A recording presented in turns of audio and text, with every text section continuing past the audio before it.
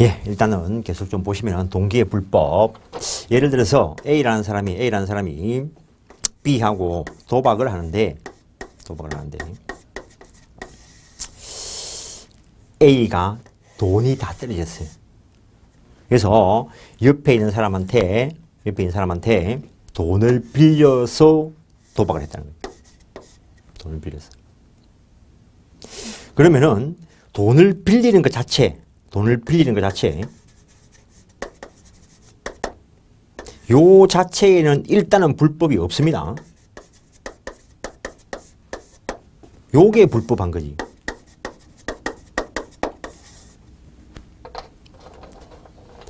그러면은 요 돈 빌리는 이 사람 마음속에 딱 들어가 보면은 도박하는 데 쓰려고. 그러니까 요 돈 빌린 거에 대한 내면적 이유, 동기가 도박 자금이라는 거예요. 그러면 이 A는 요 C한테 내가 지금 도박에 쓰려고 너한테 돈을 빌려가지고 도박할 거다. 요래 말하면서 빌릴까? 그냥 집 사는데 좀 보태려고 뭐 한다 하면서 빌릴까? 그러니까 만약에 집 사는데 보태려고 하니까 돈을 좀 빌려달라 해가 빌려가지고 도박으로 탕진했다는 거지. 그러면은 동기가 전혀 표현이 안 된 거고, 그러면 여기는 아무런 하자가 없다는 거지. 완벽하게 유효해. 그러면은 이 사람은 돈 달라 할 권리가 있다는 거예요. 그런데 이 사람한테 가가지고 큰 판이 벌어졌는데 내가 지금 뭐 미천이 없다. 너가 내 도박 자금 쓸 수 있도록 빌려주면은 내가 한 판 크게 해가지고 돈을 따서 갚겠다는 거지. 몇 배로 갚겠다는 거지. 그러니까 돈이 될 것 같아. 그래서 C가 돈을 빌려줬는데 A가 따기는 뭘 다 날렸어. 그때 C는 A한테 내 돈 갚아라고 할 권리가 있는가? 없다는 거죠. 동기의 불법. 동기는 원칙적으로 의사표시에서 고려 요소가 아니지만 표시되거나 알려졌다면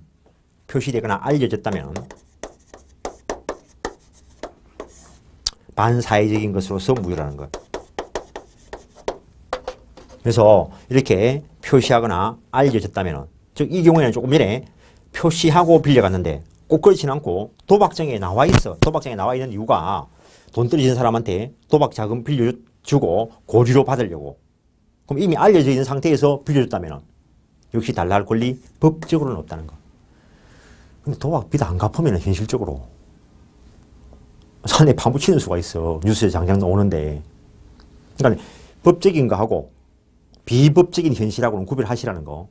요게 민법 송식 공부할 때 구별이 돼야 법 공부가 되는 겁니다. 이거 구별 안 하고 왔다 갔다 하는 거는 법 공부 아닙니다. 그 다음에 지나치게 사형적인 행위 무효. A라는 사찰이 있는데 이 사찰에 재산 몽땅 뭐 어느 고아원에 기증하겠다. 몽땅 기증하면 사찰은 유지가 안 되겠지. 그래서 존립의 기초가 되는 재산 전부를 증여하기로 하는 거 무효라는 거. 근데 사찰과 관련돼서 이런 판례가 있습니다. 어떤 사찰이 주지가 이 주지직 양도 양수 계약을 체결했다는 거죠.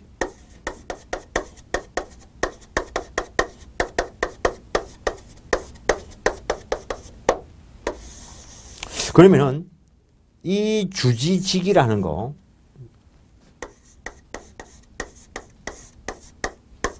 이게 매매의 대상이 될 수 있을까? 그 말은 이 주지직이라는 거는 재산권인가?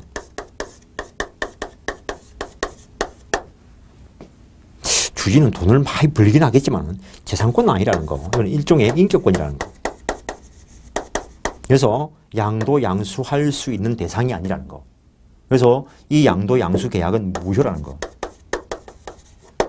근데 주지직이 양도 양수함으로써 이게 판례가 나온 이유가 어떤 사찰의 주지직을 양도하기로 하고 10억 받기로 했겠지. 10억? 100억 받기로 했겠지 뭐.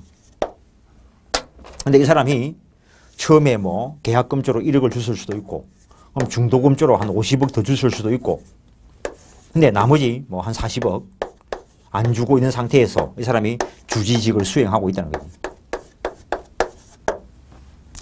그때 이 사람은 나머지 잔금 더 달라 할 권리가 있나? 없다는 거지. 자체가 무효니까. 그럼 이쪽에서는 중고 돌려달라 할 수 있나? 없다는 거지. 불법 원인급여니까. 그런데 이 사람이 주지직을 수행했던 이유는 주지 임명권은 종전 주지에게 있는 것이 아니고 이 사찰을 관리하는 종단에서 주지 임명권을 가지고 있는데, 그럼 이 임명행위는 유효한가? 이거하고는 별개라는 거지. 그래서 임명행위 자체는 유효하다는 거. 옛날에 조선시대 때 왕이 있었는데 조선 말기에 고관들이 매관매직을 해. 관직을 팔고 산다는 거지.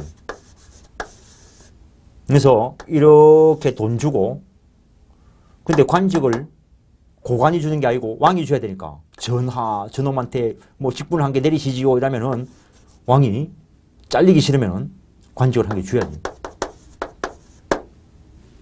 그러면은 이거는 무효이겠지만 관직 제수를 받으면은 저 고래가 사또 역할을 한다는 거지.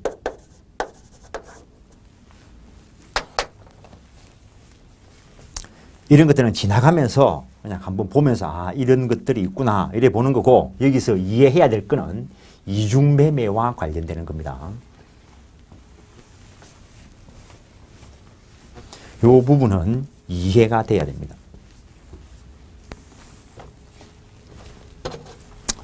옛날 교과서에는 상당히 많은 페이지가 있는데 한 두세 페이지를 날렸는데 기본적인 것만 남겨놓고,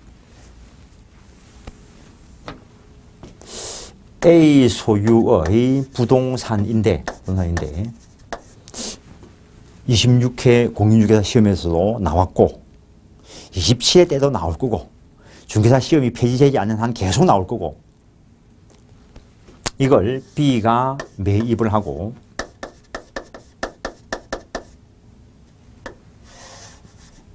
중도금까지를 지급했다는 거예요.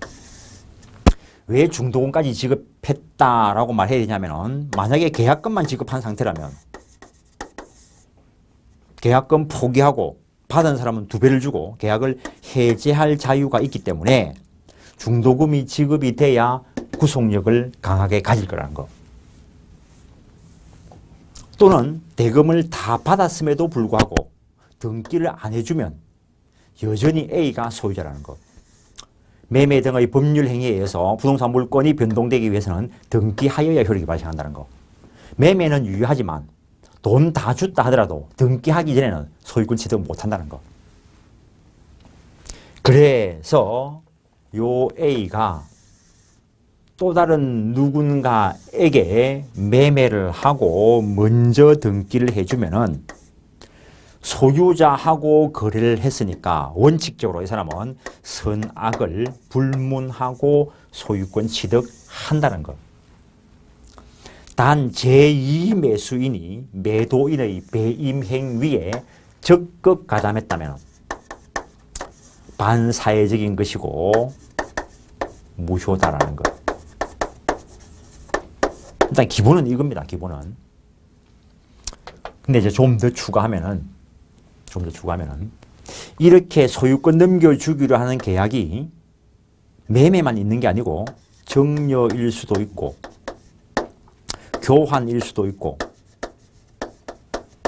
대물 변제 예약일 수도 있고 또는 양도 담보 계약일 수도 있고, 또 각종 설정과 관련되어서도 설정 계약과 관련돼서도 이 법리는 나타날 수 있습니다. 그래서 원래 이 법리가 매매 쪽에서 나타났고 확대 적용되기 때문에 오늘날은 이중양도라고 표현하는 사람도 상당히 많이 있습니다. 그래서 이렇게 물건을 넘겨줘야 될 위치에 있는 자가 그걸 위반해서 다른 사람에게 대항력 있는 권리를 주더라도, 여기서 대항력 있는 권리다라고 한 게 이것도 매매일 수도 있고 정려일 수도 있고 교환일 수도 있고 대물 변제일 수도 있고 양도담보일 수도 있고 저당권 설정 등 각종 제한물권 설정일 수도 있다는 것. 임차권자로서 대항력 취득하는 것과도 관계가 있다는 것. 그래서 이 부동산 보면은 등기부에 A가 소유자인데 B가 매매 계약을 체결한지 어쨌든 간에 돈을 다 줬다 하더라도 등기부에 기록되기 전에는 소유권 취득한 바가 없고 이 상태에서 만약에 누군가에게 돈 빌려오고 저당권 설정해 주고 난 뒤에 그 이후에 소유권 이전 등기 받으면 이 사람 권리 취득이 인정되는 게 원칙이라는 거. 그런데 매도인의 배임 행위에 적극 가담했다면, 적극 가담했다는 말은 단순히 다른 사람에게 먼저 매도되고 중도금 지급되었다는 사실을 아는 것만으로는 부족하고 나아가서 종용한다든가 뭐 강제하는 수도 있을 거고 이런 식으로 적극적으로 매도인의 배임 행위에 가담했을 때 그때 무효가 된다는 것. 물론 시험은 이 단계를 뛰어넘어서 나왔습니다. 단계를 뛰어넘어서. 일단 이렇게 이 사람이 소유권을 가지고 예를 들어서 봤을 때 소유권을 취득했다면 이 사람은 선악을 불문하고 완벽한 소유권을 취득했기 때문에 누구에 대해서라도 소유자라고 주장할 수 있다는 거. 만약에 대금을 지급하고 미등기 상태에서 점유 사용하고 있다면 이 사람이 소유자니까 내 건물에서 비켜라 라고 청구할 수 있다는 거. 근데 이 사람은 돈을 먼저 주었다는 채권적 권리를 가지고 이 사람에게 주장할 권리는 아무것도 없다는 거. 이때 이러한 경우에 이 사람에 대해서 이행불능을 이유로 한 채무 불이행 책임을 물을 수도 있다는 것. 그 다음에 경우에 따라서는 불법행위 책임을 물을 수도 있다는 것. 이 B의 지위가 채권자적 위치에 불과하기 때문에 이 채권자의 지위를 침해한 C가 일반적인 악이라 하더라도 선의인 경우에는 말할 것도 없고 일반적인 악이라 하더라도 불법행위 책임을 물을 수 없다고 보는 게 판례.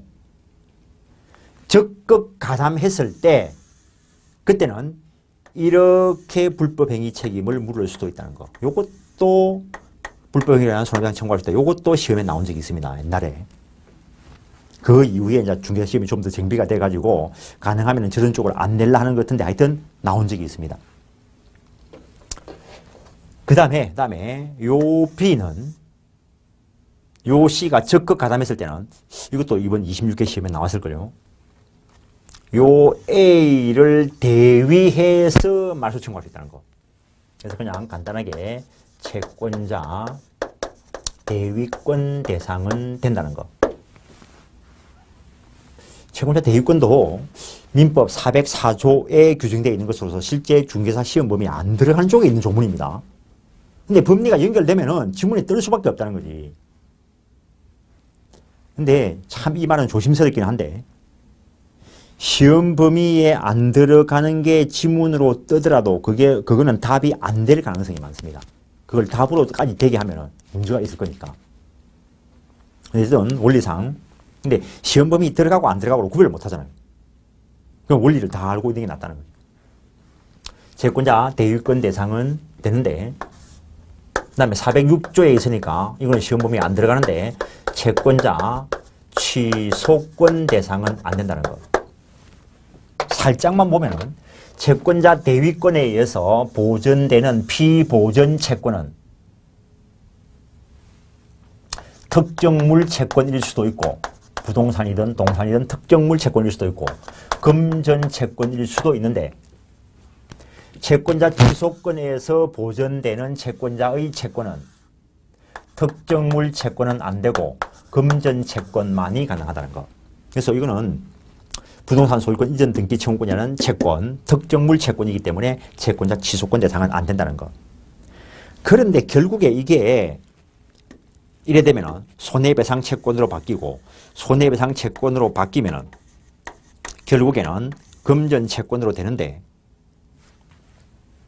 요때 요 금전 채권은 채권자 대위권의 경우에는 그 채권이 대위 대상인 행위보다 먼저 이어도 되고 후 이어도 상관없지만 채권자 취소권에서 보존되곤 하는 금전 채권은 채권자 취소 대상인 행위가 있기 전에 발생한 금전 채권이 된다는 거. 근데 이 손해배상 채권은 채권자 취소권의 대상이 되는 사회 행위가 있고 난 뒤에 생긴 것이기 때문에 채권자 취소권 대상 안 된다는 거. 근데 거기까지 깊게는 몰라도 채권자 대위 말소 대상은 되는데 채권자 취소 대상은 안 된다. 이 정도는 알아두셔야 한다는 거. 그 다음에 우리 시험에 또 나온 게 이 반사회적 행위로서의 무효는 절대적 무효라는 거죠.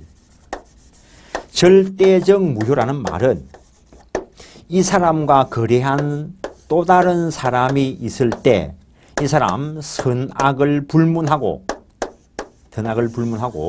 보호받지 못한다라는 것을 말한다는 거. 그러면 등기가 여기까지 넘어 있으면은 이때 B는 A를 대위해서 C를 대위하여 D의 등기를 말소시킬 수 있다는 거. 이게 시험은 그 다음 단계까지 나왔습니다. 그 다음 단계 이 D가 만약에 시효 취득의 또 다른 원시 취득 요건을 구비하고 있다면 그 또 다른 권리 취득 사유에 의해서 취득할 수 있는 것은 당연하다는 거. 그거는 이거하고 관계없는 거죠. 여기까지 시험이 나왔습니다. 일단은 여기까지 교과서를 확인하시면 63페이지 반사회적 행위 103조 선량한 북속이란 일반인들이 지켜야 할 최소한의 도덕 기준을 할 수 있을 것이고 이때 일반인들이라는 것은 그냥 길거리에 다니는 저 창문 밖에 있는 사람들을 말하는 거 아닙니다. 법적인 사고체계를 갖춘 일반인. 이런 말들을 교과서에 안 실린다는 거지. 당연한 이야기니까 법교과서에 당연히 그 사람을 이야기하지 범죄인 이야기하겠어요. 그런데 무조건 일반인들이 또 그 말만을 의미하는 것은 아니라는 거지. 그러니까 환장하는 거죠. 그래서 책을 읽고 그 의미가 뭔가를 깨씹어 봐야 돼요. 그래서 옛날에 중개사 공부하시는 어떤 한 분이 그런 말씀을 하시더만 민법 교과서에는 행간 20마리 너무 많다는 거지. 그러니까는 그 줄 한 줄 외우는 건 의미가 없다는 거지. 그 한 줄 그게 무슨 의미인가를 파악하는 게 민법 공부라는 거지. 즉 시험장에 들어가서도 시험 지문을 볼 때 그 지문이 내가 외운 거하고 관계 있나 안 있나 이거 고르는 게 아니고 그 지문의 의미를 파악해가지고 옳다 그르다를 판단하는 게 민법 시험이라는 겁니다. 법률행위의 반사회성 판단 시기 당연히 행위시 기준. 당연히 행위시 기준이지. 오늘 한 게 내 행위가 오늘날 기준으로 봤을 때는 사회적 타당성이 있어. 그런데 조선시대 기준으로 보면 반사회적인 게 얼마나 많은데. 오늘 한 게 사회적 타당성이 있는데 내일은 그게 반사회적 행위가 아닐 수도 있어요. 이거 생각하니까 또 몽테 그리스도 백작 생각나는데 몽테 그리스도 백작이 나폴레옹 지지자로 몰려가지고 섬에 유배를 갔는데 유배 가가지고 자기 탈출에 도움을 준 그 나이 든 할아버지는 나폴레옹 반대파로 몰려가지고 이 섬에 유배 왔던 사람이란 거지. 그러니까는 어제의 세상과 오늘의 세상이 다를 수가 있다. 한 끗발 차이 같지만은 죽음과 삶이 왔다 갔다 하는 거지. 일단 반사회적 행위의 유형, 이중매매 개념을 살짝 정리하는데 이중매매란 소유자가 자신의 부동산을 제1매수인에게 매도한 후 적어도 중도금 이상을 지급받았음에도 불구하고 소유권 이전 등기해 주기 전에 제2매수인 또 다른 사람에게 매도하는 경우를 말한다는 것. 이중매매의 효력 일반적인 것만 이야기하고 있는데 원칙적으로는 유효하다는 거. 이중매매가 무효로 되기 위해서는 단지 다른 사람에게 먼저 매도되었다는 것을 아는 것만으로는 부족하고 그걸 알면서 적극적으로 자기에게 유도, 종용, 배매에 적극 가담할 것을 요구해야 된다는 것.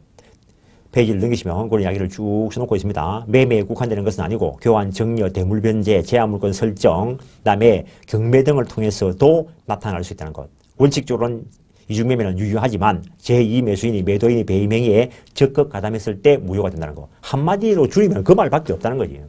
나머지는 법 원리를 가지고 판단을 해내야 돼. 근데 판례들이 있으니까 거기에 서술을 해놓은 것이고. 제3자와의 관계. 유효인 경우라면 이 사람하고 거래하는 이 사람은 선악을 따질 필요도 없이 무조건 보호를 받아야 돼. 왜? 이 사람이 소유자니까. 근데 무효일 때는 절대적 무효니까 제3자는 선악을 불문하고 보호받지 못하는 게 원칙이라는 거. 그런데 거기에 보시면 말미에 또 다른 권리 취득 요건, 예컨대 시효 취득 이런 요건을 갖춘다면 그에 의해서 권리 취득할 수 있는 것은 당연하다는 거지. 또 다른 요건이 충족이 됐으니까. 그래서 원래 A 건데 어느 날 B가 가지고 있고 A의 아들이 와가지고 당신이 왜 내 아버지 걸 가지고 있어? 이렇게 물었을 때 내가 너가 아버지한테 샀다. 언제 샀는데? 그런데 매매 증거가 없어. 아, 산 게 아니고 그냥 주더라. 증여받았다. 이게 아니고 이 요건이 구비가 되면 그거에 의해서 소유권 취득할 수 있는 거고 각각 따져봐야 되는 거예요. 각각. 그 다음에 2번 지문 이것도 시험에 나왔는데 보험금 편취 목적으로 애초에 편취 목적으로 생명보험계약 체결한 거. 내가 동기의 불법하고도 관계가 있습니다. 그냥 보험회사하고 보험계약을 체결했을 때 이거 유효하지. 근데 못된 자식이 부모를 살해할 목적으로 보험계약을 들었다면 이건 무효. 근데 이 무효도 절대적 무효이기 때문에 살해할 목적이었다 하더라도 보험료는 냈겠지. 그래가지고 살해를 하고 보험금 지급 청구가 이거 밝혀져가지고 못 주겠다 됐겠지. 무효니까. 그럼 또 다른 아들들은 달라 할 수 있는가? 이것도 안 된다는 거. 절대적 무효이기 때문에. 그 다음에 수사기관의 허위사실 진술하고 대가받기로 약정한 거 무효. 법원에 사실대로 적응해 주기로 하고 통상적인 비용을 받는 것은 가능한데 그걸 초과하는 대가약정이면 무효. 공무원에게 청탁을 하고 대가 지급 약정하기로 해서도 무효. 역시 수사기관하고 마찬가지. 공무원은 월급만 받아야지. 공무원이 왜 다른 대가를 받아요? 그 다음에 5번 심시한 한번 읽어보시고 읽어는 보시라는 겁니다. 그 다음에 그 7번은 지문에 자주 뜨는 것 중에서 반사회적인 거 아닌 거 그걸 해놓은 겁니다. 사찰, 주지직, 양도, 약정을 묵인하고 종교법인의 주지 임명행위 자체는 유효하다는 거. 그 다음에 그 밑에 그 로마자 4번도 시험에 나온 적이 있습니다. 예, 그 비자금 은닉과 관련되는 그것도 참 중개사 시험에서 나온 적이 있는데 근데 전직 어떤 대통령분께서 누구신지 아실 필요는 없고 그분이 대통령으로 계시면서 돈을 많이 모았다는 거지. 근데 자기 이름으로 예금 가지고 있으면은 추탈당할 것 같으니까 자기 측근한테, 최측근한테 맡겨놨겠죠. 속칭 비자금 은닉.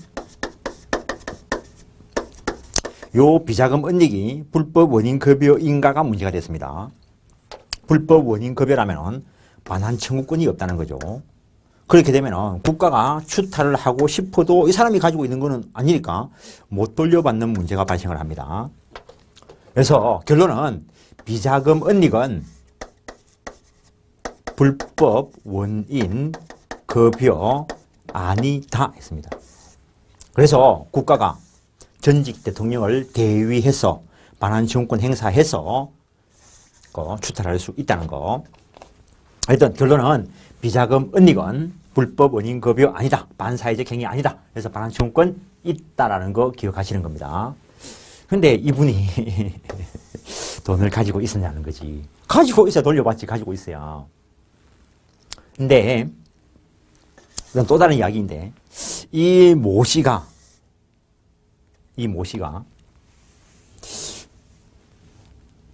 여기서 비자금 은닉 받은 건지 아니면 자기가 모은 건지는 모르겠지만 한 400억 정도를 어떤 여교수 명의로 넣었다는 거죠.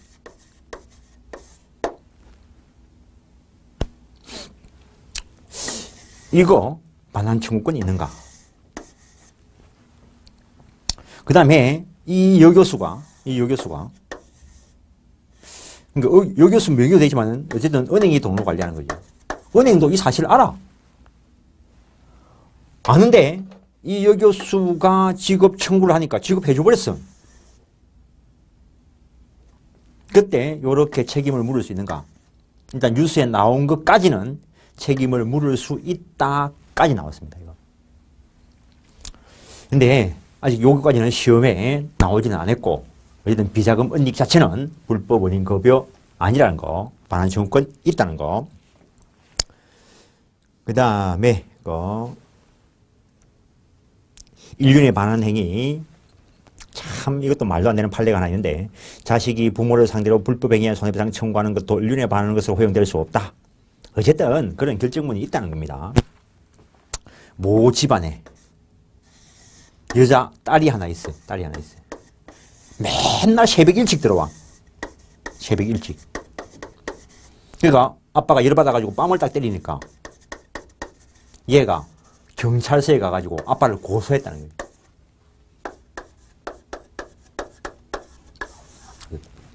거예요. 아빠 물려왔겠지. 이 딸이 하는 말, 손해배상 해주면은 고소장 취하해주겠다 했다는 거지. 그때 이 손해배상 청구할 수 있는가? 반사회적인 것이기 때문에 허용되지 않는다고 했다는 거. 하여튼 그런 판례가 있습니다. 참 대한민국 대단해. 이 나라가 어디까지 갈련지. 대의모계약 당연히 법상 또 사회관념상 현재 허용되지 않는 것이고, 다음 부모 자식 간에 동가지 않겠다는 약정도 당연히 무효이고, 읽으면서 그냥 관념 정리하는 겁니다. 물론 시험에 지문에 뜰 수 있습니다. 그렇다고 해서 이걸 갖다가 뭐 깡그리 외워가지고 오늘 민법 공부 열심히 하고 오늘 내가 머릿속에 뭐가 들어있는가 해가 딱 돌아서가지고 가만히 생각해보면 한숨만 나오지, 한숨만. 딱 보면은 그래 그런 게 있었지. 또 돌아서가지고 또 정상입니다. 정상. 어제 했던 일, 그저께 했던 일 안 잃어버리면은 우리 다 정신병원에 가요. 정신병원에. 근데 문제가 되는 건 딱 돌아서면 없다는 거지. 딱 돌아서면. 그런데 시험장에 딱 가면은 시험지에 딱 있어. 보면 되잖아. 잘 판단하시라고요.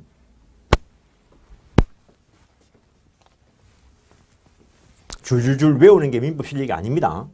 민법 문제를 보고 이다 아니다를 판단할 수 있는 그게 민법 실력이라는 거야. 없는 사건을 만들어내지 마시라는 거야.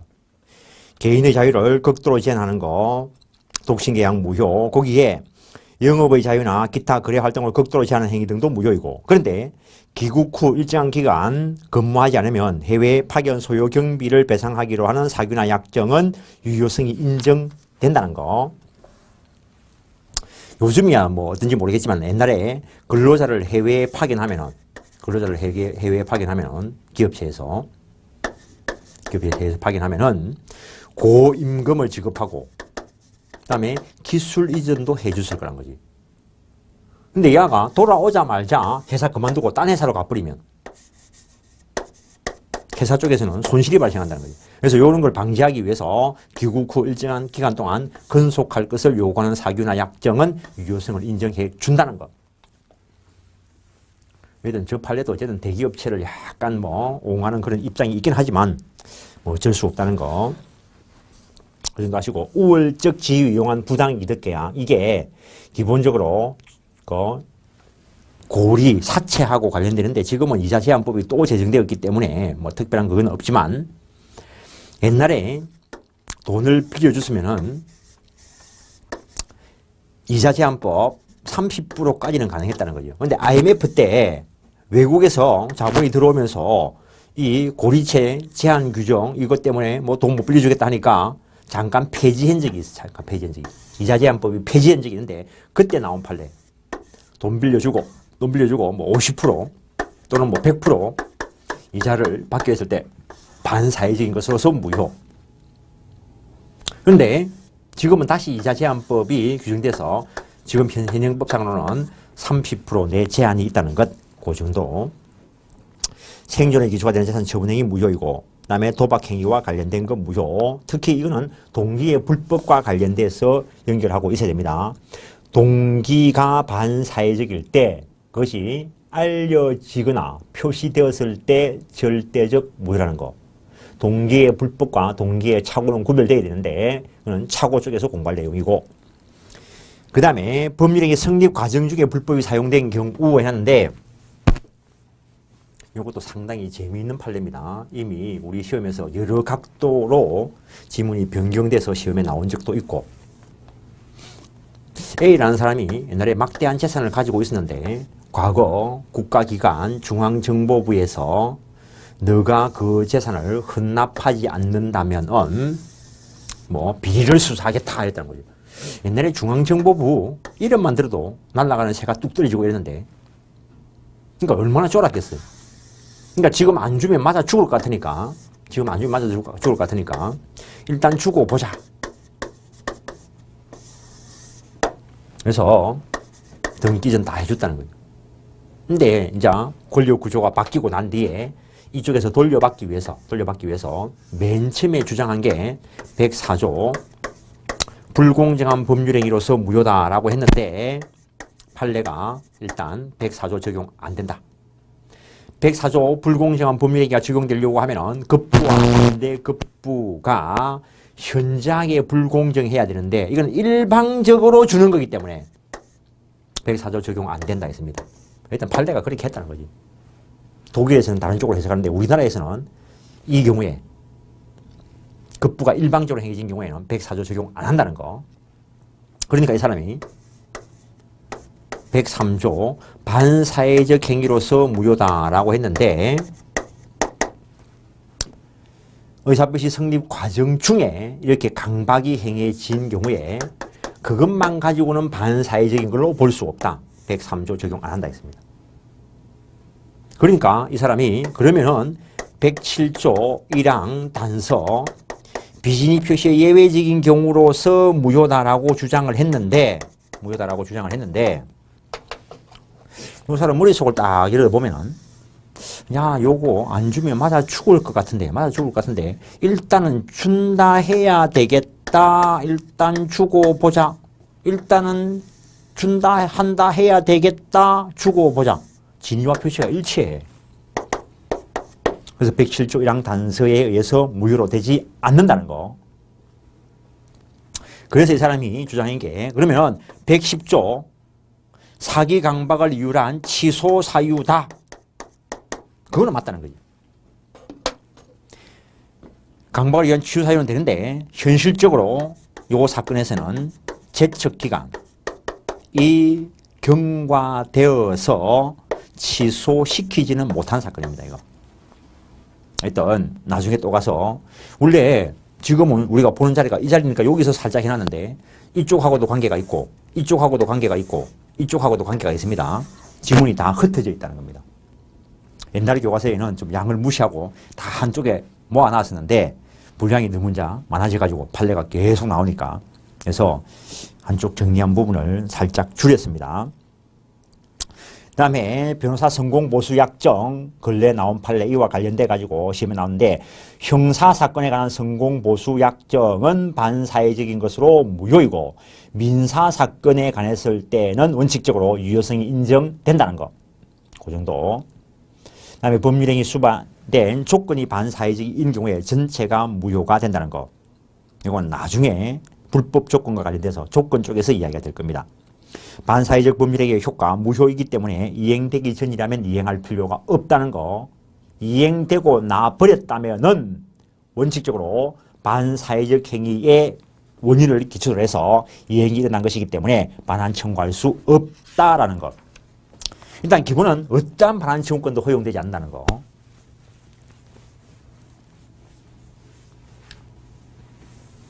그래서 앞에서 잠깐 예를 들었던 거 A라는 사람이 B와 협계약을 체결하고 협의 될 것을 조건으로 정려하기로 했다면 이 정려가 무효이기 때문에 달라 할 권리도 없고 줄 의무도 없다는 거지. 그런데 줘버렸다면 불법 원인 급여이고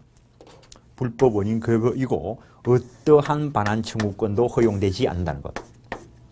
그래서 소유권에 기한 반환 청구권도 허용되지 않는다는 것. 그래서 반사적으로 이 사람이 소유자로 다루어진다는 것. 근데 아까 잠깐 이야기하다 말았는데 이 여자분이 법을 좀 아는 사람이라 했죠. 돈은 받고 접생을 못하겠다 했다는 거죠. 그러면 돈은 안 돌려줘도 된다는 거지. 민법적으로. 그럼 이 여자는 어떻게 됐을까? 사기친 거라는 거지. 그래서 형법상 사기죄로 처벌받았어요. 그럼 이 받은 돈, 범죄 행위와 관련된 것으로서 추징 대상이 될 수 있을 것이고. 그러니까 머리 쓰지 말라는 거지. 다른 쪽에서 뭐 칼 들고 있다는 거지. 하려면 정확하게 해가지고 살짝 비켜가 보든지 어설프게 하면 딱 걸리게 되어 있습니다. 그 다음에 일방에게만 불법 원인이 있다면 불법 원인 없는 자는 반환 청구할 수 있다는 거. 그 사람은 반사회적이지 않으니까. 그러니까는 아까 고리사채 지금 이자 제한법이 제정되어 있지만은 이쪽에서 돈을 빌려주면서 이자 100% 내놔라. 그래서 이자를 100% 줬다면 불법 원인이 이 사람한테만 있으니까 불법 원인이 없는 사람은 초과된 부분 반환 청구할 수 있다는 거. 그 정도 하시고 그 다음에 특정인을 보호하기 위해서 대위 청구를 인정한 경우 그게 이중매매와 관련되는 겁니다. 이중매매. 그 다음에 불공정한 법률 행위 그거는 103조의 예시 규정이다. 104조는 103조에 대해서 특별 규정이다 라고 이야기할 수 있는 부분입니다. 일단 103조도 시험에 나올 수 있고 104조도 시험에 나올 수 있고 A라는 사람이 이 건물의 소유자인데 뭐 10억 정도의 가치가 있다고 보죠. 현실 거래계에서. 근데 이 사람이 갑자기 집을 팔아야 될 일이 생겼어요. 뭐 병원비가 필요했을 수도 있고 다른 쪽에 뭐 투자해야 될 이유가 있을 수도 있고 그런 걸 아는 사람이 이 사람의 그런 사정을 이용을 했어. 이것도 단지 아는 것만 가지고는 안 된다는 거 이용을 해서 현저하게 불균형한 거래를 했다면 근데 2억에 매입하는 그런 계약을 체결했다면 반사회적 불공정한 법률행위로서 무효다라는 것.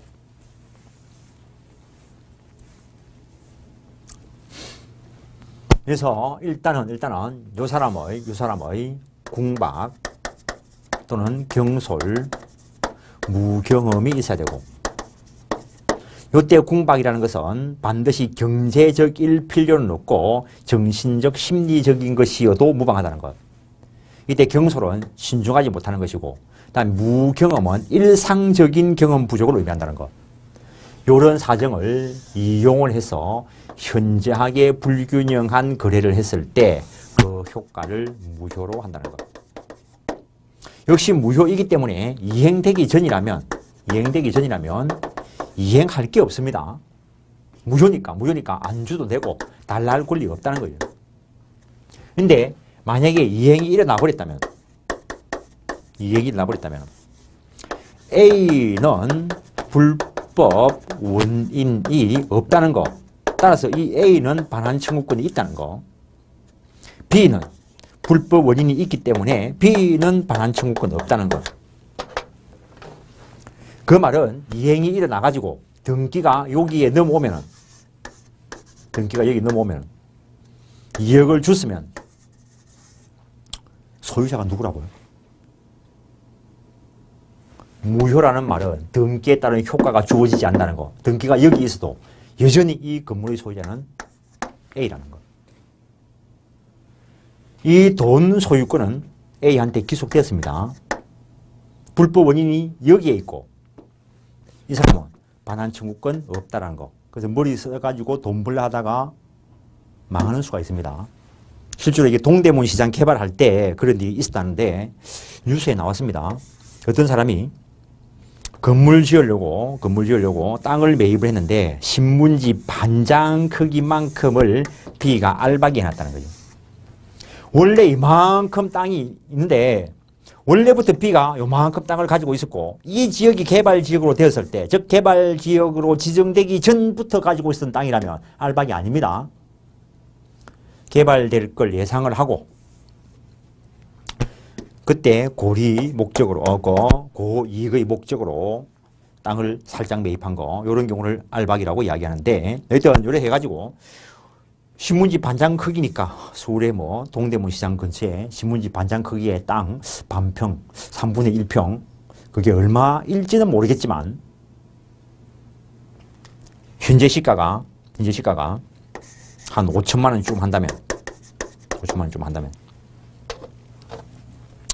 근데 시장 상가 개발하는데 상가 분양은 다 끝났을 건데 요게 B 땅이니까 건물을 지을 수가 없어요. 그럼 건물을 짓기로 한 날까지 못 지으면은 업체가 부도가 나요. 손해배상 다 들어오고 할 거니까. 그러니까 이쪽에서 그 사실을 알고, 그런 궁박한 사정을 알고 오게 사라라는 거죠. 안 사면은 건물을 못 지어. 5천억짜리 기업체가 날아가. 그러니까는 울며 겨자 먹기로 5천만 원짜리 땅을 매입을 하면서 5억을 주기란 거예요.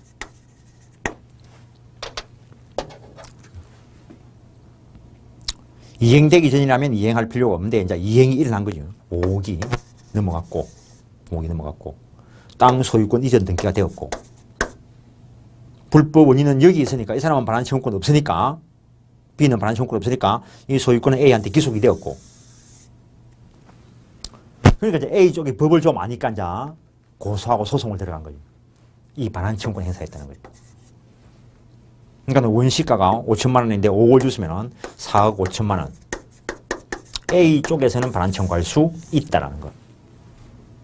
그러면은 이 사람은 원래 이익만큼만 가져올 수 있다는 거예요. 그것도 기억하시고.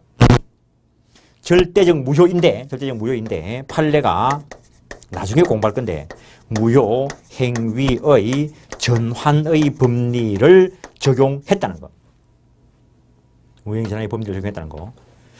5억짜리 계약서로 보일 때는 무효이지만 그것이 무효이기는 하지만 그 사정을 알았더라면 다른 법률행위 5천만 원짜리 계약서로는 유효성을 인정해 줄 수 있다는 것.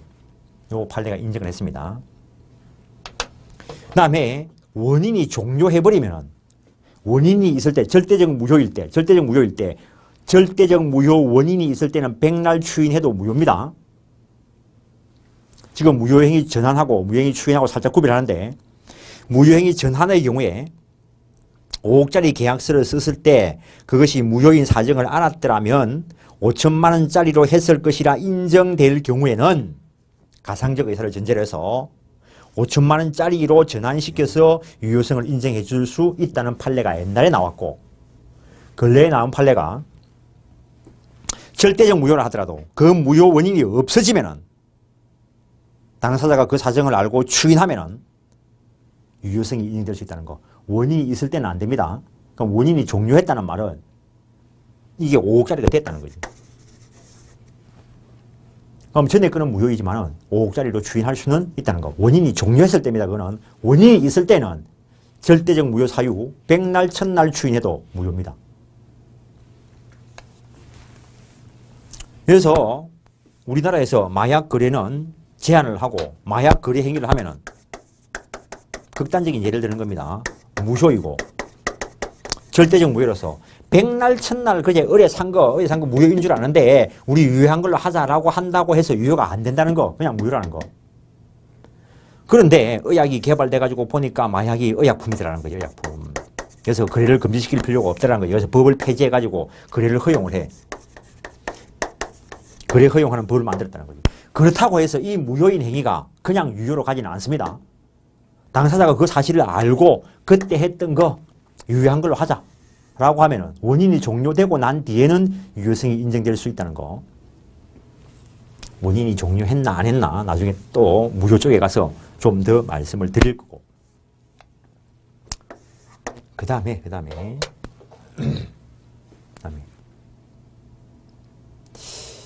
아까도 대리와 관련된 이야기를 할 자리가 좀 있긴 했는데 안 하고 넘어왔는데 일단 여기서 만약에 이 거래를 이 사람의 대리인이 했다면 어떡할 거냐는 거예요. 대리를 공부 안 했기 때문에 대리인을 통해서 거래를 했다면 궁박은 여전히 본인을 기준으로 궁박을 결정을 하고 경솔 무경험은 실제 거래한 대리인을 기준으로 실제 거래 계약을 체결한 대리인을 기준으로 판단한다는 거. 그럼 이쪽에서 야, 저 건물 뭐 싼 가격에 한번 사봐라 했더니 이쪽에서 대리인이 끼었으면 이용 여부는 누구를 기준으로 판단할 거냐? 대리인을 기준으로 판단해야지. 이중매매에서도 이런 이야기가 나옵니다. A 소유의 부동산에 B가 매입을 했는데 C가 거래를 할 때 대리인을 통해서 거래를 했을 때 적극 가담 여부는 누구를 기준으로 판단하는가? 이 사람은 배후에 있고 이 사람이 적극 가담했을 거라고. 대리인을 기준으로 판단한다는 거. 대리 쪽을 공부하면서 이야기할 자리가 있을 겁니다. 그런데 우리 시험에서는 이 단계를 뛰어넘어서 또 나왔습니다.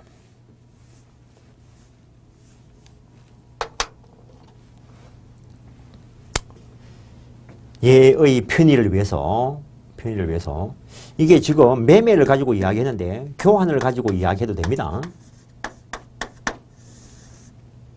실제로 이 교환과 관련되는 걸 질문받은 적도 있습니다. 저 어디 도심지에 살고 있는 어떤 사람이 건물을 가지고 있는데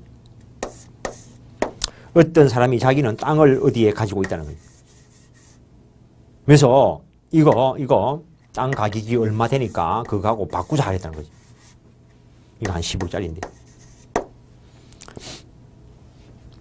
근데 뭐 이 건물은 그냥 극단적으로 한 50억짜리라는 거지. 교환 계약을 체결할 때도 얼마든지 이 이론이 적용될 수 있습니다. 그래서 10억짜리 건물에 대해서 이런 걸 이용을 해가지고 2억짜리 토지를 가지고 교환 계약을 체결해서 이행이 일어나가지고 이 토지에 대한 등기가 A한테 넘어왔고 이 건물에 대한 등기가 B한테 넘어왔다는 거예요.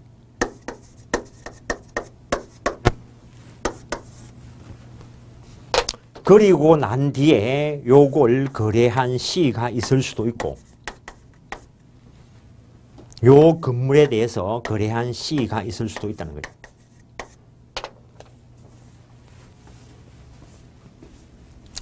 불공정한 법률행위도 절대적 무효 사유이고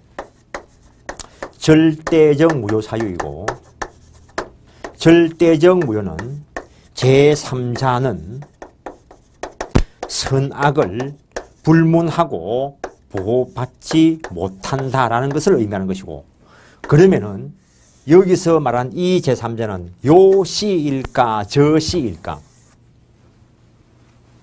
이걸 판단을 정확하게 했어야 맞출 수 있는 게 시험에 나온 적이 있습니다. 지금 문제되는 게 이것과 관련되는 무효와 관련되는 이거의 문제입니다. 그래서 딴 말 없이 말하면은 제3자이라면 이쪽을 이야기합니다. 이 사람은 선악을 불문하고 보호받지 못한다는 거. 이 사람은 소유자하고 거래한 사람이기 때문에 선악을 따질 필요 없이 보호를 받습니다.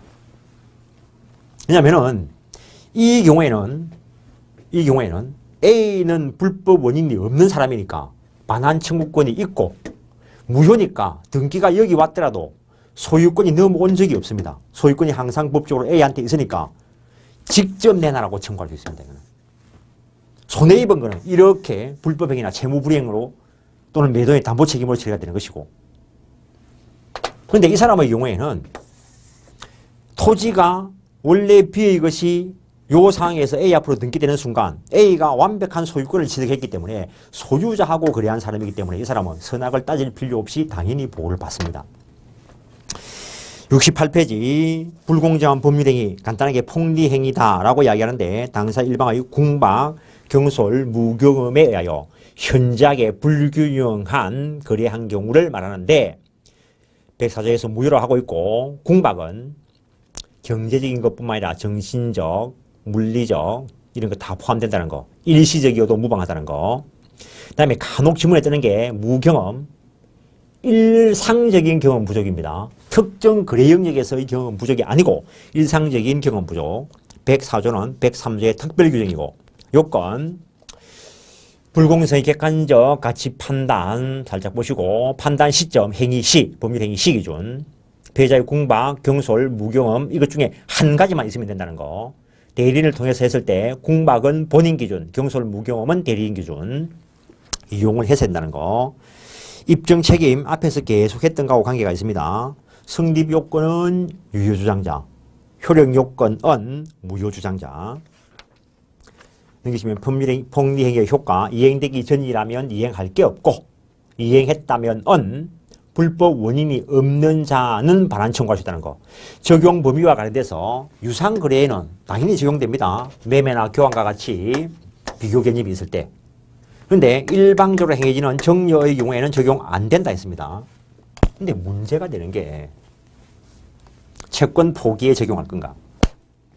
이것도 사건이 뭐 몇 가지 있는데 한 가지만 보면은 어떤 부인이 있었는데 이 부인 남편이 현장에서 일하는 분이었고 그래서 남편의 생명보험을 들었는데 생명보험금 지불하자 말자 뭐 예컨대 뭐 10만 원 남편이 사망했다는 거죠. 그때 5억 뭐 이 보험금 지급 청구할 수 있는가? 한 번을 냈지만 어디서 소문을 듣고 보험금 지급 청구는 있다 하고 보험사를 찾아가니까 막 이 직원이 노발대발해가지고 한 번 내놓고 뭐 5억 달라 하면 되냐고. 그 급을 줘가지고 50만 원 주면서 요거 포기서를 제출하겠다는 거죠. 저 채권 포기. 여기에 대해서 판례는 104조 적용해서 무효로 처리했다는 것. 그래서 채권 포기에 대해서 104조 적용한 바가 있다는 거. 근데 이 채권 포기의 법적 성질이 뭐냐는 거지. 판례는 채권 포기에 대해서 104조 불공정한 법률행위에 의해서 무효가 될 수 있다 이랬는데 중개사 시험에 나올 때는 상대방 있는 단독행위에 대해서 적용한 바가 있다. 이게 옳은 지문으로 나왔다는 거. 근데 이거는 어느 정도 50만 원 받으면서 약정한 걸로 볼 수 있기 때문에 학자들 중에서 이거는 채권 포기 계약이었다 이렇게 이야기하는 사람도 있습니다. 근데 이제는 우리 중개사 시험에서 채권 포기와 같은 상대방 있는 단독행위에 대해서 적용한 바가 있다. 이게 옳은 지문으로 나왔으니까 그렇게 나오더라도 옳은 지문으로 처리하시고 다음에 그 외에도 어촌계, 결의 이런 쪽에도 적용한 바가 있습니다.